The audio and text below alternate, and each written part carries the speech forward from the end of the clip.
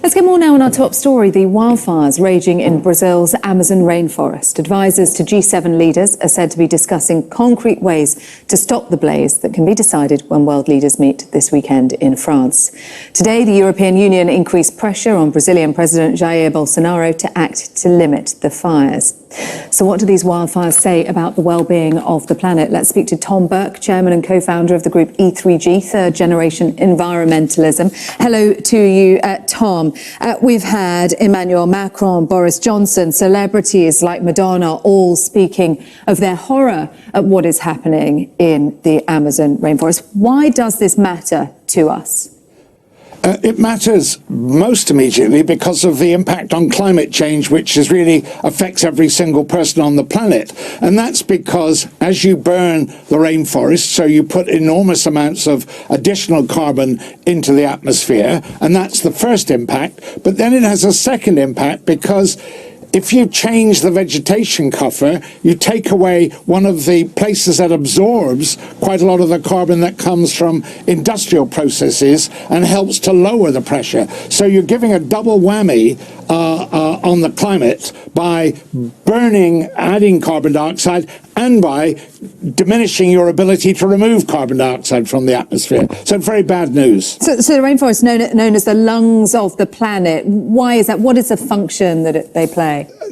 That's another function. When you plants create photosynthesis, they take carbon dioxide out of the air and they in effect keep the carbon to make the plant, and they release the oxygen into the atmosphere, and that provides about 20% of the oxygen we breathe. So they're enormously important in that respect as well. This is fire season, is it not, in Brazil anyway? Could we have expected some fires? But what do you make of what is happening?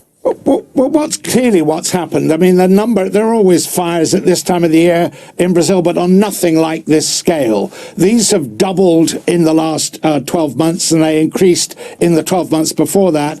And that's clearly a result of the actions that the president of Brazil has taken. He's in effect destroyed the ability to enforce the legislation that protects the Amazon. He's made a very clear signal to people, the farmers, the loggers, that there will be no inhibition on what they do, so they are encroaching on the reserved areas for indigenous peoples. So there's a very, very clear message from the president of Brazil that he's not going to worry about preserving the Amazon rainforest.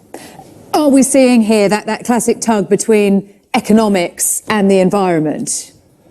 I think it's more complicated than that. The fact is, if you destroy the Amazon rainforest, the way that the cycle of vegetation and soil works there, you'd effectively end up with increasing the number of droughts in the Amazon. We've seen evidence of that over the last couple of decades anyway, that the number of periods when they have droughts in a rainforest, which is kind of interesting, has increased. And so you don't do that. Plus, much more immediately, it's all become clear already out of Biarritz that Macron and the Irish Prime Minister have said they will not ratify the trade deal that has been signed between Brazil and some other South American countries and the EU unless something is done to restore the control of the Amazon rainforest.